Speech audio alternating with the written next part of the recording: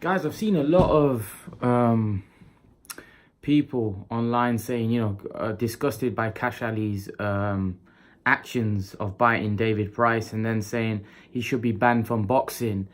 He shouldn't ever been allowed to box. Listen, I think people are overreacting. Don't get me wrong. I think he should be punished.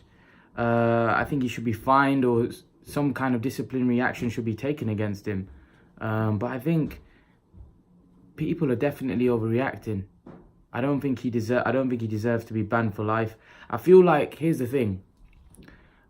I feel like in boxing, whenever something like this happens and it's a guy that doesn't really bring anything to the table, or he's not an important guy in the sport, people come out and give him a lot of stick, say he should be banned, this, that. But when it's a guy that's irrelevant in the sport, for example, Canelo, when he failed his drugs test, everyone's with him. All the promoters are with him because they know the kind of money and how important he is to the sport.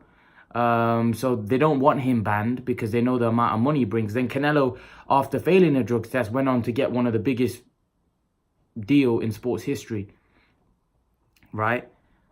But if that was somebody else, right, that wasn't that important, that didn't have that kind of name, right, would he have still got that deal? Would he have still been in that position? Would he have been banned for longer? Who knows? But this is what I'm trying to say. I feel like it's always the smaller guy. Like Kash Ali, if he was to get banned, right, it doesn't affect boxing. He's not relevant. It doesn't affect boxing if Kash Ali was to get banned. It doesn't affect boxing. Boxing will still run on. Without Kash Ali, it doesn't make a difference. Kash Ali doesn't, is not relevant in boxing, or he's not a name in boxing. It's not like boxing can't run without Kash. So he's like a weak, a guy that doesn't really affect the boxing landscape. So, he's a weak guy. He's done something.